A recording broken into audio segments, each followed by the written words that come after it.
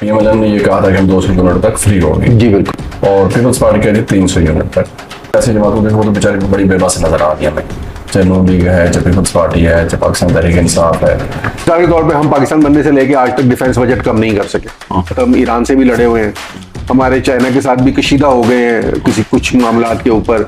अफगानिस्तान के साथ तो हमारी लड़ाई माशाल्लाह वो है ही है। भुट्टो साहब ने कहा था कि हम घास खा लेंगे और लेकिन एटम बनाएंगे, तो उसका यही निकला कि हम एटम बना लिया और हम घास खा लेंगे। नई सियासी जमात अगर कल वो इक़्तिदार में आती है तो क्या वो IMF के पास जाएगी या नहीं जाएगी? जो में बहुत बड़ा पोटेंशियल जो है वो ज़राअत का पोटेंशियल। शख्स आके बताता है कि उसने इतने $1 मिलियन कमाए हैं, तो अब खिदमत खल्क से इतना सरशार है कि आपको वो कोर्सेज बेचना चाहता है 200 रुपए के। 50 करोड़ की इंडस्ट्री लगाएगा, 600 लोगों को रिश्वतें खिलाएगा, 50 तरह के टैक्स देगा, बिजली के बिल भरेगा, उसके बाद प्रोडक्ट बिकेगी नहीं बिकेगी। वो एक प्लॉट खरीदता है, उस प्लॉट में उसे 10 गुना कमा के तो निकल जाता है।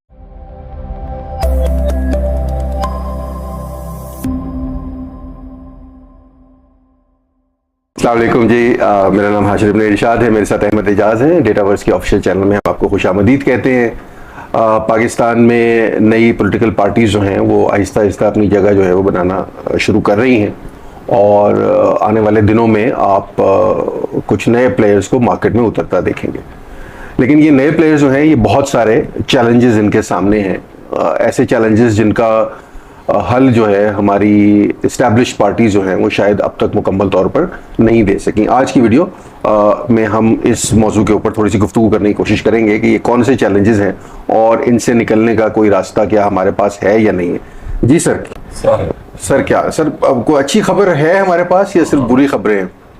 नहीं, खबरें आपके सामने ही हैं। मेरे ख्याल में तो रोज़ बरोज़ बुरी खबरें ही इसका मुकद्दर बनती जा रही हैं। जैसे अब बजट है, बजट आया तो उस पर जो चीखो पुकार यानी कि सुनी जा रही है निचले सतह से, तबकात की तरफ से, तो ये बड़ी एक परेशान कुन है। और बिलखसूस मुस्लिम लीग नवाज के लिए बड़ी परेशान कुन है कि रिलीफ देने में नाकाम रहे हैं। जैसे मसलन बिजली के बिलों को अगर हम देखते हैं तो जो नारे थे वो उसमें ये थे कि पीएमएलएन ने ये कहा था कि हम 200 यूनिट तक फ्री होगी। जी बिल्कुल। और पीपल्स पार्टी कह रही 300 यूनिट तक। तो अब लोग जो है ना वो बिल लगा रहे हैं, वो कह रहे हैं कि जनाब आप तो 201 यूनिट पे आपने 5000 रुपये। और जैसे ही आप प्रोटेक्टेड स्लैब से निकलते हैं, पिछली दफा मैंने बात की थी, तो बिल इतने ज्यादा है कि ना उन्हें।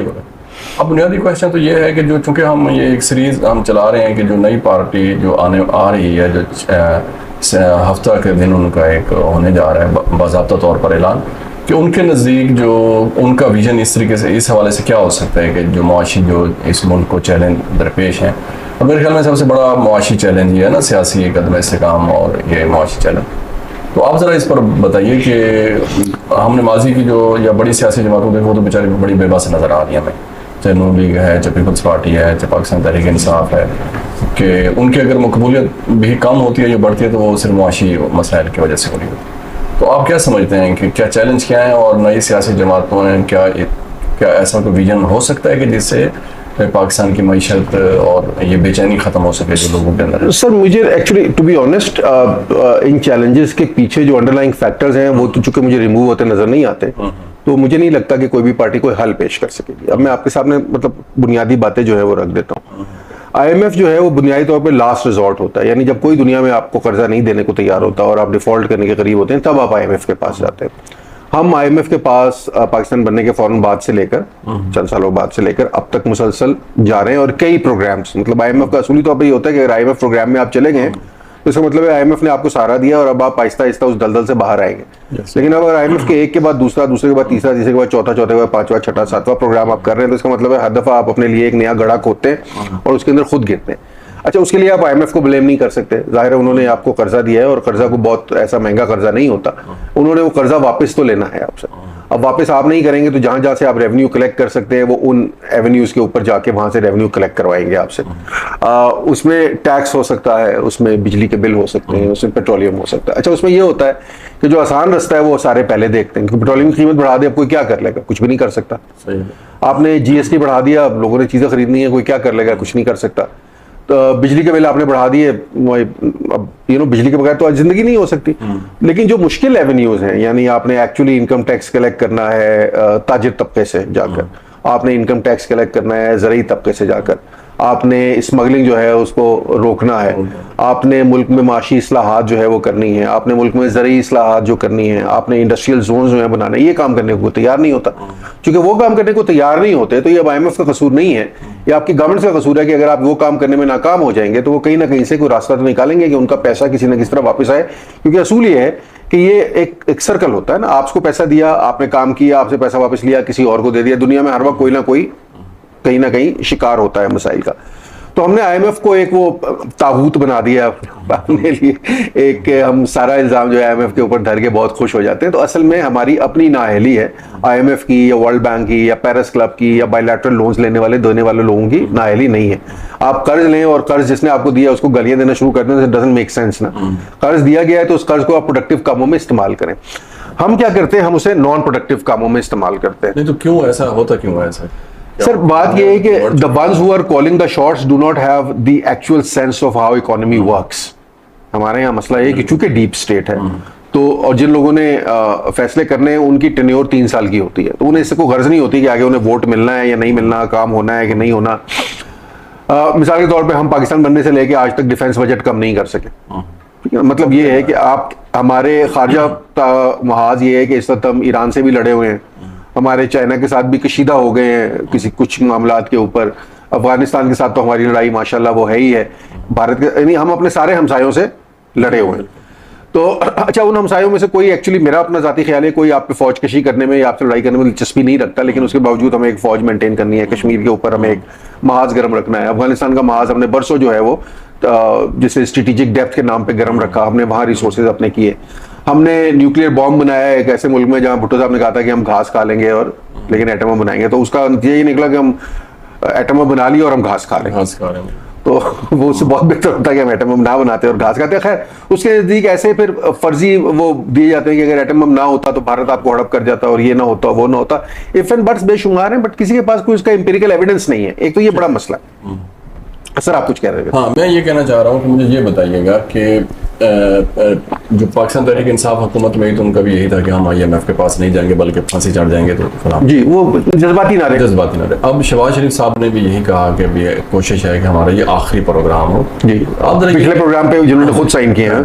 अब ये मुझे ये बताएं कि ये चूंकि जो भी हुकूमतें होती हैं उनकी ये कोशिश तो होती है कि यार हम नहीं कर सकते, हम नेक्स्ट नहीं जाएंगे, वादे करते हैं लोगों से कि ये हमारा आखिरी प्रोग्राम है, इसके बाद हम नहीं जाएंगे, मजीद हम जकड़ते चले जा रहे हैं। एक तो ये कामयाब क्यों नहीं हो पा रहे, दूसरा ये था कि क्या नई सियासी जमात अगर कल कल वो इक़्तिदार में आती है तो क्या वो IMF के पास जाएगी या नहीं जाएगी? जो पिछली जो बिल्कुल जाएगी, उसको बिल्कुल जाएगी, बिल्कुल जाएगी। देखिए मैं आपको बताऊं, पहली चीज वो मैंने आपके सामने सवाल को ऐसे यूं कर लेंगे कि नई सियासी जमात के पास किस तरह का एक हो सकता है एक प्लान के कि वो कहेंगे जी हम नहीं जाएंगे, कैसा मुमकिन है? सर आपके असूली तौर पर जो खजाने के मामलात हैं ना वो आपके खारजा और दिफा से बंधे हुए हैं इस वक्त, कम से कम फेडरल बजट की हद तक। क्योंकि खारजा ताल्लुकात आपके खराब हैं तो दिफा के ऊपर आपको खर्च करना ही करना है। अगर आप खारजा ताल्लुकात ठीक नहीं कर सकते और दिफा के एक्सपेंसेस में कमी नहीं, बिकॉज डेट सर्विसिंग तो आपके इख्तियार में नहीं है ना, वो तो आपको पे करना ही करना है। रीस्केड्यूलिंग थोड़ी बहुत करा लेंगे, सूद तो किसी ने माफ नहीं करना आपको। तो ये सबसे बड़ा एक्सपेंडिचर आपका बुनियादी तौर पे दिफा है। उसके ऊपर आप कमी करने को तैयार रहे तो उसके ऊपर अचानक हमारे बहुत ज्यादा लोगों को बहुत ज्यादा तकलीफ हो जाती है, बहुत बड़ा मसला खड़ा हो जाता है। अगर वो करने को तैयार नहीं तो पैसे आएंगे कहां से? पहला सवाल तो ये। तो ये तो नहीं होने लगा। मुझे तो कम से कम कोई ऐसी आस उम्मीद नजर नहीं आती कि हम दिफा के ऊपर कट करके या अपने आप को एक neutral economy, neutral country declare करके और ऐसे जा सके। ये तो कहानी खत्म हो गई। आगे आ जाए, जिन मुल्कों के साथ हमने ये इतना अरसा दुश्मनी का बीज बोया वो अब उनकी बड़े ओपनली, मतलब आपने मोदी साहब के बयान भी सुन लिए, उन्होंने कहा जी हमें कोई दिलचस्पी नहीं है, मतलब हम क्यों एक नई मुसीबत अपने गले में डालें, वो अपनी इकोनॉमी संभालें, खुद करें। तो खैर वो तो कहानी खत्म हो गई। बेसिकली वो कहानी खुल गई है कि वो कहानी बहुत अरसा जो है इस नाम बेचा गया है आपको, एक चूरन, एक मंजन। चले उसको आप छोड़ दें, मुझे वो होता नजर नहीं आ रहा। अच्छा उसके अलावा हम क्या कर सकते हैं? अच्छा मेरा अभी भी ख्याल ये है कि इस मुल्क में बहुत बड़ा पोटेंशियल जो है वो ज़राअत का पोटेंशियल है। हमारी फी एकड़ यील्ड जो है वो इस वक्त दुनिया में सबसे कम है, जिसे बड़ी आसानी से इम्प्रूव किया जा सकता है। हमारे यहाँ अभी तक जो है बहुत फरसूदा तरीक़ों से जो है वो आपाशी होती है, बहुत फरसूदा तरीक़ों से ज़राअत होती है। हमारे यहाँ बहुत से सीज़न है जो ज़ाया चले जाते हैं। मिसाल के तौर पर हमारा जो 2 सीज़न है जिसमें हमारी फसलें काश्त होती है, उसके बीच का जो पीरियड होता है उसमें हमारे पास कोई ऑप्शन नहीं होती।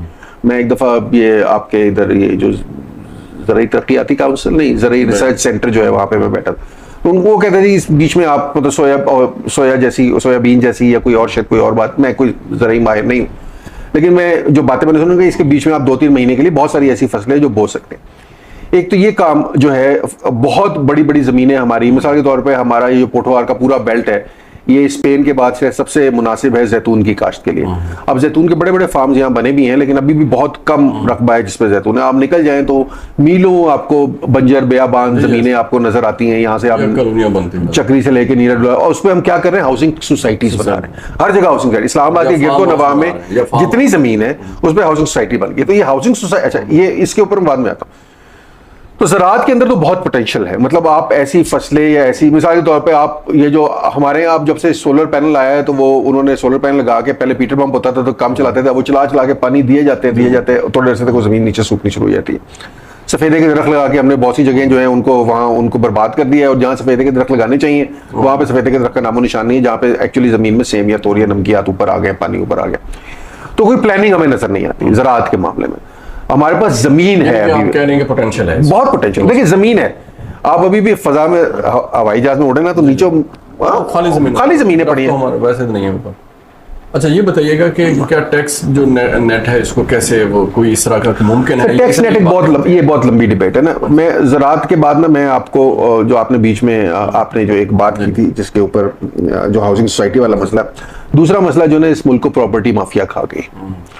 जो प्रॉपर्टी डीलर्स हैं इस मुल्क में वो हमारे यहाँ ये एक आसान क्विक मनी का ना, मुझे याद है जब बैरियर टाउन ने अपना पहला लॉन्च किया था तो खिड़कियां टूट गई थी। बैरियर टाउन के पास जमीन कोई नहीं थी, उसने एक नाम लिया था, अखबार में इश्तार दिया था और जनाब 2 दिन में पूरी सोसाइटी उन्होंने बेच दी थी।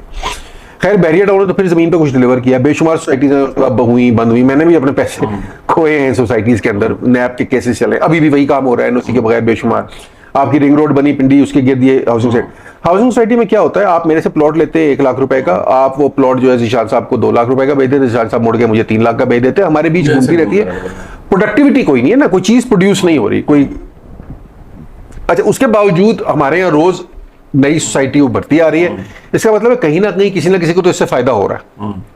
जिनको फायदा हो रहा है उनको फायदा उन लोगों के पैसों पे हो रहा है जिनको वो सबज बाग दिखा के और चलाते। देखें ना हमारे यहाँ सबज बाग दिखाने का माशाल्लाह बड़ा रुझान है। मिसाल तो हर शख्स आके बताता है कि उसने इतने $1 मिलियन कमाए हैं, तो अब खिदमत खल्क से इतना सरशार है कि आपको वो कोर्सेज बेचना चाहता है 200 रुपए के। मैं रोजाना ऐसी वीडियोस देखता हूँ, 3-3 मिलियन फॉलोअर है। अच्छा लोगों के पास, चूंकि आपको याद होगा एक हमारे जमाने एक पहली दफा होता रैफल वो लॉटरी शुरू हुई थी, आपको याद होगा, बड़ी पुरानी बात है, तो पूरे पाकिस्तान ने खरीदनी शुरू कर दी थी। तो वो हमारा मसला है कि चूंकि मईशत में जान नहीं है तो हम ये आसान रस्तों की तरफ भागते हैं, प्लॉट खरीदे, प्लॉट, तो इन लोगों को आप खेलते हैं।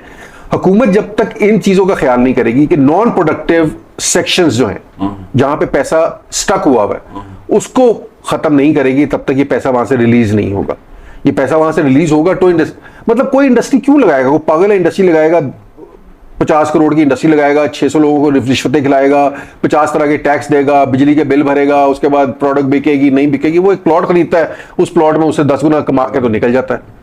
सारी कहानी इस तरह चल रही है ना। प्रॉपर्टी ज्यादा बिल्डर माफिया आ गई है, तो ये प्रॉपर्टी एंड बिल्डर माफिया से निकल के इस मुल्क में एक्चुअली देखें जहां पे प्रोडक्टिविटी होती है ना, जहां पे पैसा बाहर से आ रहा होता है, दुबई में आ रहा है, कतर में आ रहा है, तो नजर आता है कि जी आप खड़े करती हैं चीजें, यहाँ पे कौन सा पैसा आ रहा है। तो ये ज़राअत को आपको दोनों जमीन से रिलेट करती हैं। ज़राअत में आपको इन्वेस्ट करना पड़ेगा और प्रॉपर्टी माफिया को आपको रोकना पड़ेगा। ये जमीन से जुड़े 2 मामला आप ठीक नहीं करेंगे तो कोई मुझे आसार नजर नहीं आते कि कुछ ठीक हो सकेगा। ओके, यानी कि अब आप क्या कह सकते हैं कि भाई नई सियासी जमात के लिए वही एक बड़ा चैलेंज होगा जो कि इस वक्त की बड़ी सियासी जमातों में, उसका मैं वजह उसका बताता हूँ होगा क्यों नहीं, क्योंकि अब सियासी जमातों में जो आने वाले जितने लोग हैं सब प्रॉपर्टी इन्वेस्टर्स हैं। अक्सरियत प्रॉपर्टी इन्वेस्टर्स की, जिन्होंने प्रॉपर्टी में इन्वेस्ट की, अपनी अपनी हाउसिंग सोसाइटियां बनाएंगी, आप जानते हैं, मैं भी जानता हूँ, तो वो क्यों करने देंगे। हम इस पर एक अलग से एक व्लॉग भी करेंगे कि इस दफा 2024 में कितने लोगों ने इलेक्शन लड़ा जिनका जो वाबस्ता थे प्रॉपर्टी के खिलाफ। इस पे हम लोगों को जरा थोड़ा सा मुल्क का असल ताबूत क्या हुआ। ओके, तो मेरे ख्याल में यहीं पे हम, ठीक है सर, ये मतलब 2 चीजें हमने जिक्र की, जाहिर है वीडियोस को थोड़ा हम कंसंट्रेट करते हैं। तो हमारी आज का मौजूद जो था वो मईशत और मईशत में जमीन से जुड़े मामलात थे। इसके अलावा भी एवेन्यूज हैं, तो उनके ऊपर हम नेक्स्ट वीडियो के अंदर गुफ्तगू करेंगे। Thank you so very much.